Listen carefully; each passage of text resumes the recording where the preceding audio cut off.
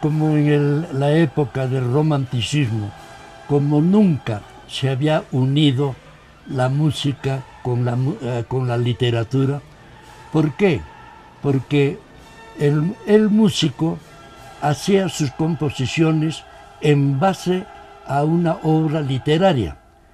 Y esa obra literaria era pues de Dumas, era de Gounod, de todos los grandes escritores, ¿no?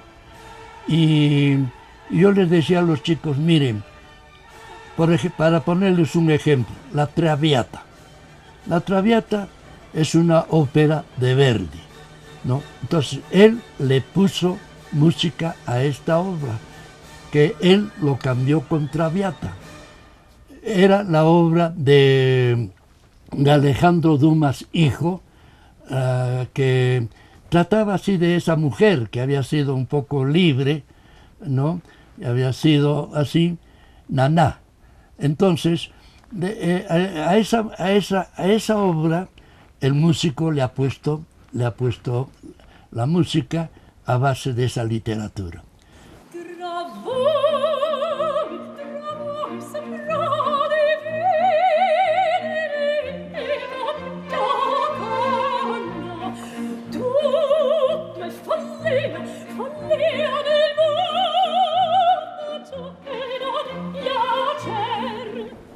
Il canto pleurage étranger à ses pieds les gens rimés, c'est rien leur fait d'homme dans les soins et dans la fange. Oubliez la rida métal, oubliez la rida métal. Il s'attaque pour lui les Otro ejemplo, Fausto. Fausto, la obra Fausto es una de las mejores obras de Goethe, del literato alemán Goethe. Pero Gounod, que era francés, le gustó y le pone la música para el Fausto de Gounod. Entonces ya no se conoce el Fausto de Goethe, sino el Fausto de Gounod. Y eso, así es la música. El famoso, nuestro querido Tchaikovsky, ha puesto Eugenio Onegin en que es música, y eso está basada en una obra de Pushkin, que es literato. Entonces ven como nunca ha habido esa unión de la música con la literatura.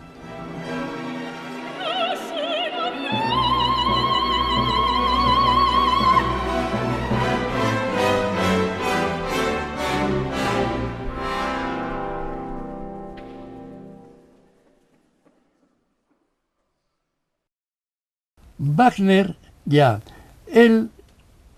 Wagner es un músico alemán que tiene principalmente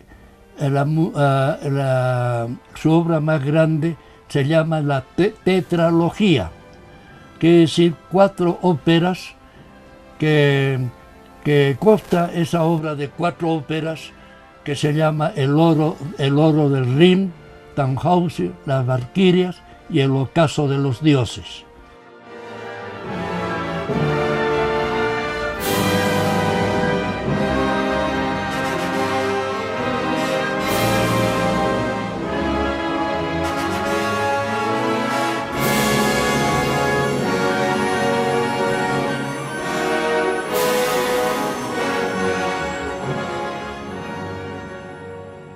¿No? Son las 4 óperas que se dan actualmente en el Teatro Bayreuth de Alemania, porque ese teatro lo hizo el mismo Wagner para que tenga allí el estreno de sus óperas. Y siempre, todos los años, hay el Festival Wagner, donde en ese teatro se reproducen nuevamente, se hacen estas 4 óperas de Wagner.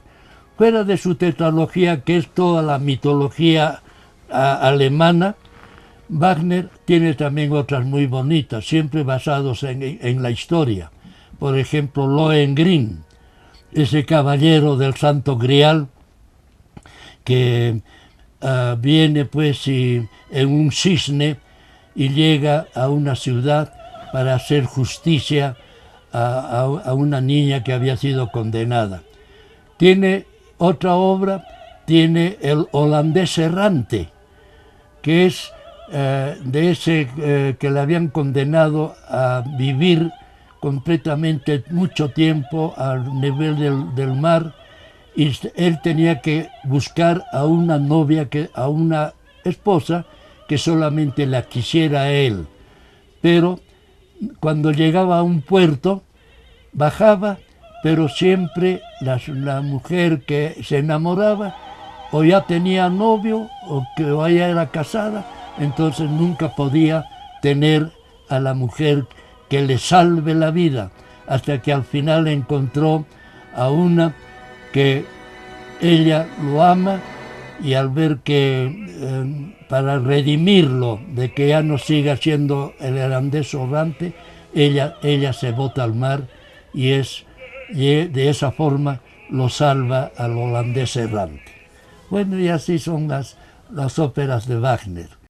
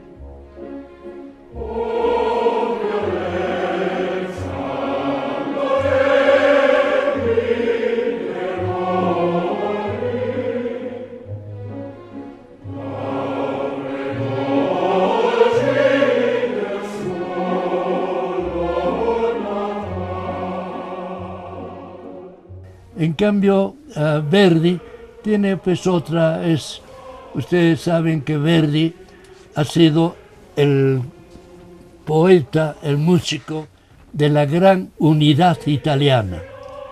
La unidad italiana comenzó más o menos en 1815. En esa unidad italiana se trataba de que Italia estaba dividida.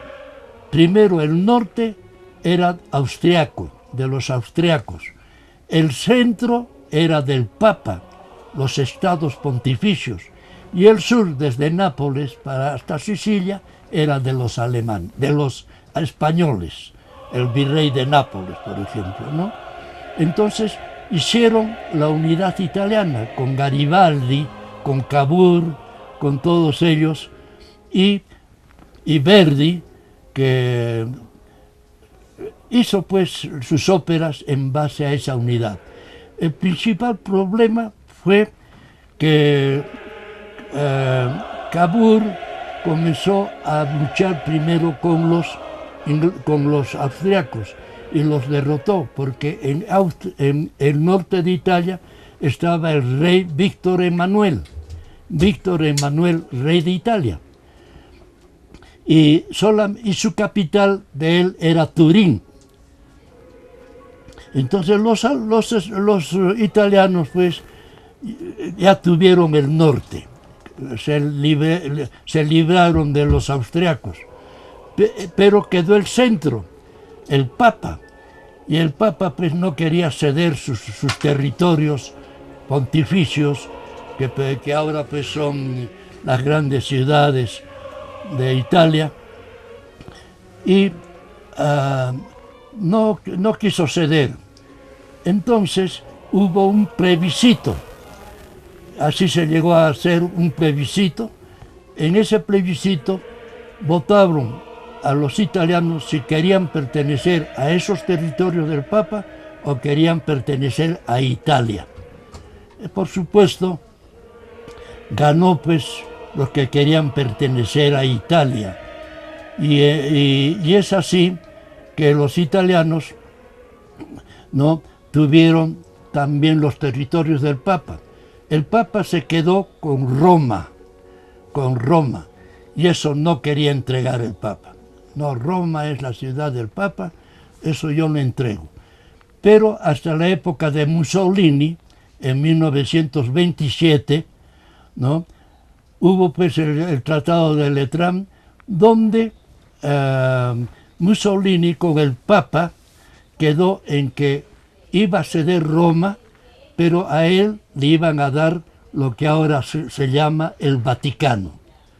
Entonces el Papa ahora es jefe de la ciudad del Vaticano y Roma pasó a ser la capital de Roma, de Italia, recordando pues la gran época romana de la antigüedad. Y la parte del sur también vencieron a los españoles, lo sacaron de la parte de Sicilia con la última batalla, y así que se llegó a hacer la unidad. Pero es curioso que Verdi, al hacer esta obra que hemos dicho, por ejemplo, Nabucco, y después otra obra que se llama Los Lombardos, hace ver esa situación de cómo ellos estaban oprimidos, siempre por un ente superior a ellos, ¿no? En este caso, por ejemplo, en Nabucco se ve que los judíos son los italianos y Nabucodonosor son los asirios que están dominando a los italianos, que serían los judíos que estaban allí. Como una combinación nomás, ¿no? Y así, por eso, por ejemplo, en las calles, cuando hubo esa lucha tremenda de ser, por ejemplo, que los estados pontificios se unieran a la unidad italiana, ponían en la calle ¡Viva Verdi! ¡Viva Verdi! ¿No? Entonces, ¿por qué ponen ¡Viva Verdi? Para que no se den cuenta que era Víctor Manuel, rey de Italia. Verdi. Víctor Emanuel, rey de Italia. Entonces, ven, eso quiere decir que a Verdi lo consideraba el autor de la unidad italiana. Y su canción, el Va Pensiero, se quedó como un himno de ese movimiento de unidad de Italia. Esa es, por ejemplo, una historia, ¿no?, de la unidad italiana de Verdi. Bueno, un pedacito le cantaré. Va pensiero sull'ali dorati, va tipo sa sui clivi, sui cieli. Va pensiero sull'ali dorati, arpador del patì delle genti, va tipo sa sui clivi, sui fronti, albador del poder di del di amen, ti tipo si ti va del canzone. Bueno, algo. Vamos nosotros pensando en nuestro tiempo que pasó, tiempo en que los poetas cantaban a nuestra tierra y ponían sus arpas colgadas en nuestras ciudades, donde todos cantaban, ¿no?, pidiendo la libertad de nuestro pueblo. Este momento en que Abigail, que se queda cuando Nabucco, en su soberbia, ¿no?, ha dicho que le adoren a él, ¿no?, los hace obligar a todos los asirios y a los judíos, les obliga a que le adoren. Pero en eso viene el sacerdote, le dice, ¿no?, le da pues un reto.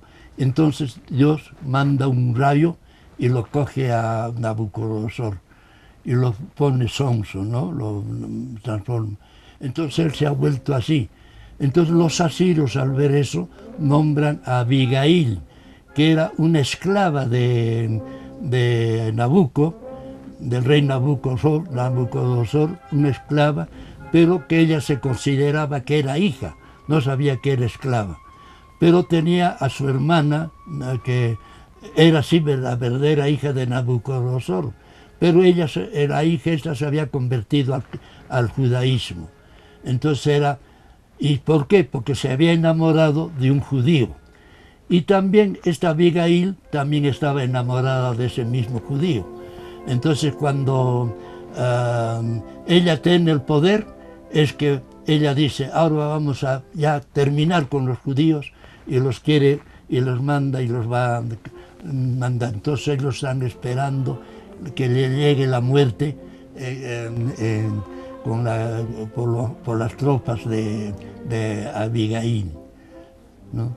Pero después Nabucodonosor se arrepiente, se ve que se ha arrepentido y vuelve otra vez pues a ser el rey, y le quita pues a Abigail, le quita la corona, él se pone nuevamente.